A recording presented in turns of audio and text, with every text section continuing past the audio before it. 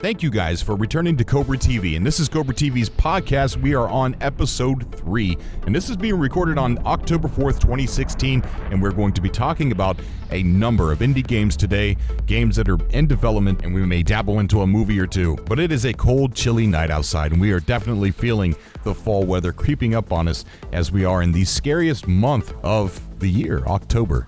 And if you're new to this channel, we are heavily focused on No Man's Sky, but we are also focused on indie games that are in development and some indie games that are already out. So if you enjoy No Man's Sky, this is an awesome community to join. And if you enjoy indie games in general, this is also a good place to learn about hidden indie games, or a place to hear about the indie games that you love and are anticipating on coming out. And on today's podcast, we're going to be talking about a bunch of different things, and to separate it into a little bit of categories, we're going to be talking about the game focus. The focus game that we have is going to be talked about first, and then we're going to go into a movie segment, and it's game related, trust me. And then we're going to be talking about some random game chats, some games that are being talked about that are on the horizon for us. And one of those games happens to be Space Odyssey. That's right. Neil deGrasse Tyson is actually making a game. A universe, actually. And what better person to make a universe sandbox game other than Neil deGrasse Tyson? Although he is not a game developer, but he is a man of science, and he's got developers working with him. But let's go ahead and get into some of this No Man's Sky news. This could be great news, but it also, keep in mind, it might not be, but it's leading up to that. So let's go ahead and get into our game focus. Our game focus today is going to be No Man's Sky, and let's go ahead and get into some of this news. There are a number of things that are happening. There is a locked internal branch that just recently got updated.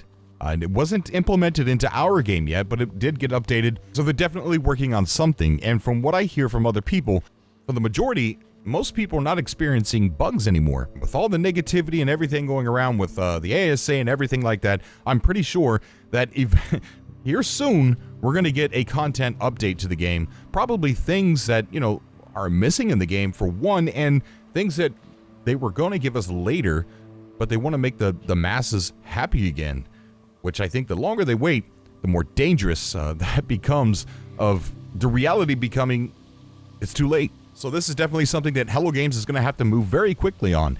And I want to play a clip to you from Jeff Kiley's new show on YouTube. At the end of the show, he had a few words to say about No Man's Sky, some of it positive, some of it negative. And then he goes on to say that he's reached out to Sean Murray. Well, let's go ahead and play the clip now. What's happened has happened, and the big question is, where does No Man's Sky go now? I finally did reconnect with Sean a few weeks ago on email, and he said they're working hard on updates, and he said he's open to coming on this show later in October to talk more about what happened to me and to all of you. So I hope that's going to happen, and we'll keep you posted. All right, so there we go. Late October, Sean Murray is supposed to be on Jeff's show. Now, I don't think Sean Murray is going to travel from the UK to the States, which I believe is Jeff's doing this show in the States. I don't believe he's going to travel to the States just to sit down on a YouTube show, even though Jeff's pretty famous, but I don't think he's going to do that just to talk about, what happened. If anything, maybe I'm expecting a Skype call, possibly, or who knows? I could be shocked and surprised, and maybe Sean Murray will travel to the States just to go on to this show. But then again, with in this statement, Jeff did actually kind of compare him to Peter Molyneux. and I don't know. I wouldn't hold your breath for Sean Murray to actually follow through with coming onto the show, but he just might, because something needs to be said, and this is a good outlet for him to do so. But my question is, would Sean Murray show up with the game in its current state? Would he show his face to the public? Would he finally start to speak with the game in its current state? No, I don't think so. I think that the only way that this man is going to show his face in public is if he can look and say, yeah, I know we messed up, but it's there now. Even though that's not okay, and I understand, although in the back of my mind, I feel like their final build that they had with all the content and everything in it, I feel like it was not stable, and they had to remove a bunch of stuff for some reason. I'm not a game developer. I have no idea. All I know is assets were built for this game that did not show up in the game. There's assets that were built for the game. We've seen them, and they're not in the game. So to me, I feel like, you don't do that. You don't and make yourself look horrible on purpose in front of everybody.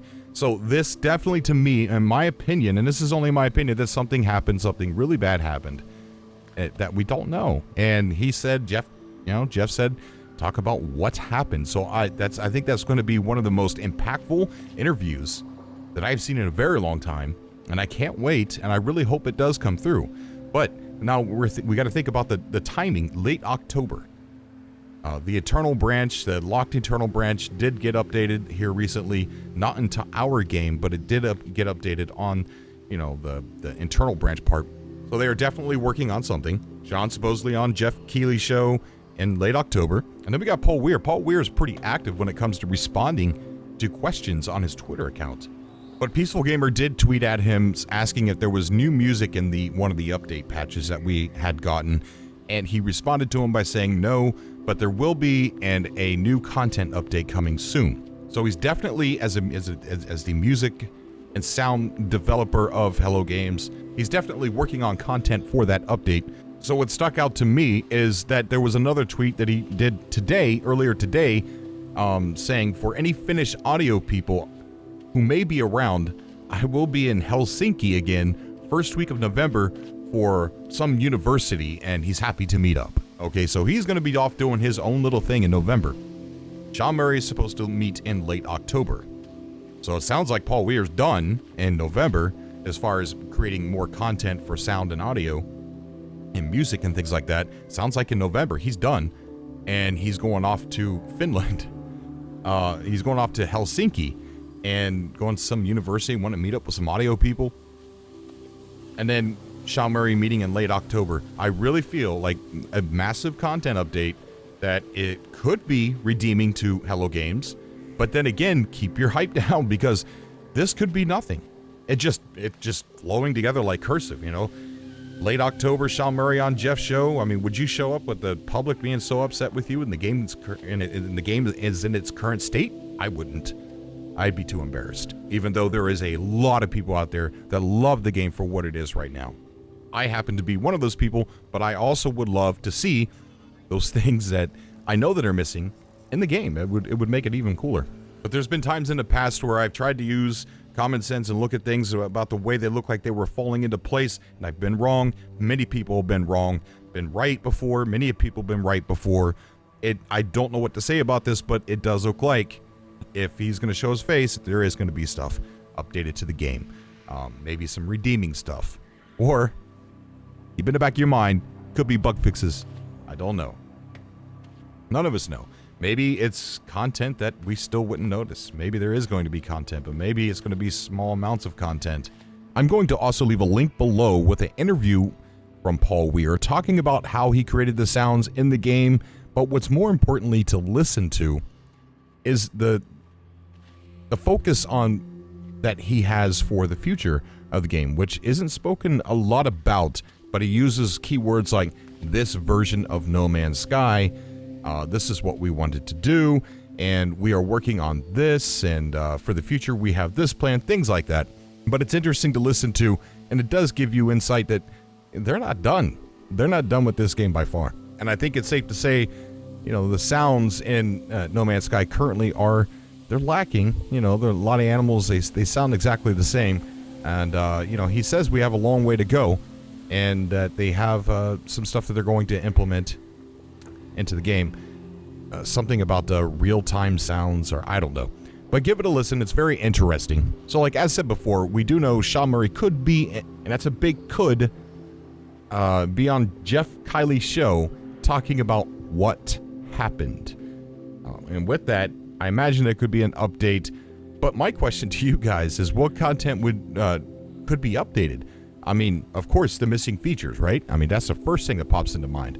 But then also, they promised building and owning freighters, and they promised that before the missing features. So to everybody that has played No Man's Sky, and you got it, you're hanging on to it, you're keeping it on the shelf, you're waiting for more content, my question is to you, what would make the game fun again? What would make you guys return to the game? And, I don't want to, bring this up in a negative light, a serious question. What would make the game actually fun for you? I would like to switch gears a little bit and talk about a specific movie that I am totally hyped for. I am psyched for this movie. And that movie happens to be Firewatch. They are, like I said in a previous podcast, they are making a Firewatch movie, and I couldn't be more hyped for this. And as we know, the actors for the in-game voices, the main two stars, is Rich Sommer. His name's Henry in the game. He's from the show Mad Men. And then we have Chrissy Jones from The Walking Dead, who was Delilah in the game. And those are the two big stars that are voicing the characters within the game. So my question is, who are they going to get to star in these roles? I mean, would it be smart to use Rich Sommer and Chrissy Jones? I did go back and take a look at some of the pictures of Chrissy Jones, and I remember her from The Walking Dead, and I took a look at some of the pictures from Rich Sommer, and you know what? It could work.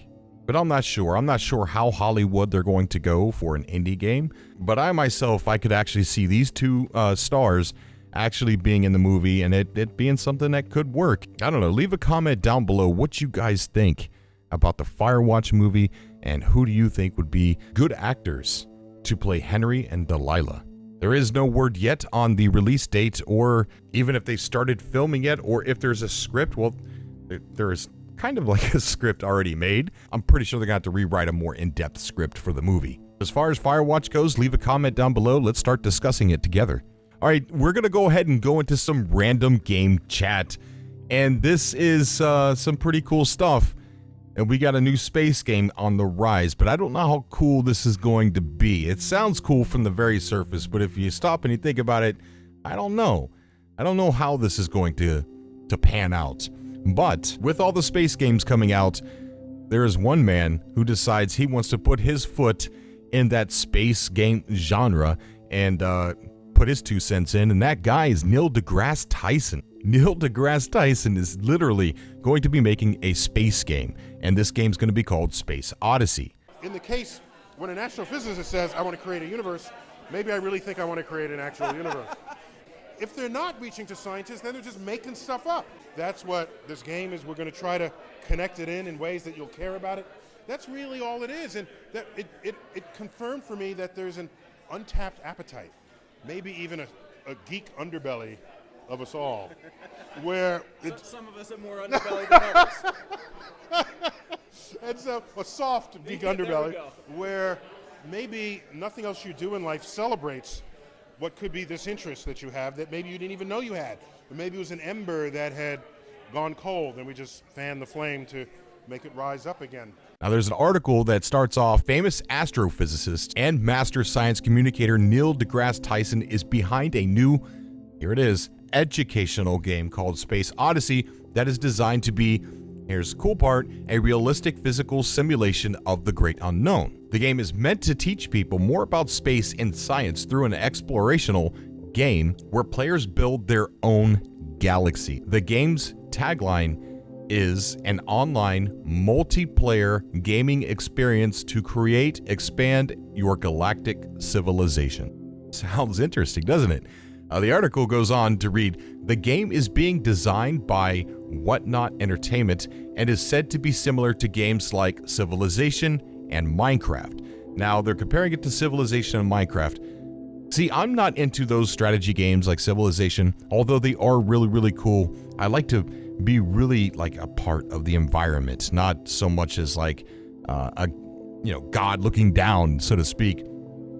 But I don't know. This game could, with it being considered like Civilization and Minecraft, it could be, like the top-down strategy type, but with Minecraft type building and crafting, or I really don't know. But in my case, in my game taste, I hope not. I hope it's not going to be like that. I hope it's going to be first person or third person explorational game. It goes on to say Space Odyssey has realistic physical elements like the mechanic of an expanding universe, and players even get to create their own spacecraft and mine for valuable elements and gadgets. And there's a quote here saying part of the gameplay will allow you to grow a planetary system. Its size and scope is relative to the level of challenge you would like to undertake. You can grow and mature these planets as much as you'd like, creating colonies, ports, mining structures, undertake trade of elements you discover, mine, or invent or innovate We are adding strategic partners that will consult with us on design and tech possibilities, including Bigelow Aerospace and the National Space Society, to name a couple. Mark Murphy of Whatnot Entertainment. It goes on to say Tyson is not just a celebrity influencer attaching his name to the project. That's what I was afraid of. And promoting it, he is heavily involved in the game's development and has helped create elements on the game with his vast knowledge of physics and science. That is truly amazing. Space Odyssey comes at a perfect time, no coincidence, after the And here's the real stinger. It goes on to say Space Odyssey comes at a perfect time. This is the author of the article, not myself. But it does say Space Odyssey comes at a perfect time. No coincidence. After the grand humiliation of No Man's Sky, which is being officially investigated for false advertising, the game will be available on PC, Steam, and mobile, available for pre-order in 2017. All right, so I'm going to go ahead and leave the trailer down below, or the website rather, that you can get the trailer from. And even though this sounds really super cool, I don't know. They literally have no gameplay to show for the game whatsoever. I think the educational part is kind of cool, but I think, I don't know how much that's going to, how far are we going into the educational versus, having fun in a video game? I'm not sure. It does sound fun, but we'll probably take a closer look at this and see, pick it apart and see everything that they've published so far and see what the heck's going on with this game. It does sound interesting, does have me piqued. Okay, so let's talk about this awesome indie game we have coming out called Hello Neighbor. This is, it's pretty interesting. It's got a very cool art style to the game, and it deals a lot with stealth, where the AI actually learn from your actions, and the AI will, set traps for you based upon your habit. Are you always coming through a window? Things like that. But, going to the game page, it's got something a little interesting here. It's got a little teaser text saying, how well do you know those living next door? You are moving to a new house. You have quite a normal looking neighbor. Who is he? You don't know. Why has he nailed up the basement door? Is he holding someone prisoner? Maybe a monster? Or the door was just annoying. Anyway, it's not your business. At least the neighbor thinks so. Welcome to the world where you'll have to save someone or yourself. So it seems like a fun little game. It's got a frequently asked questions on the website, and it says, how does AI work?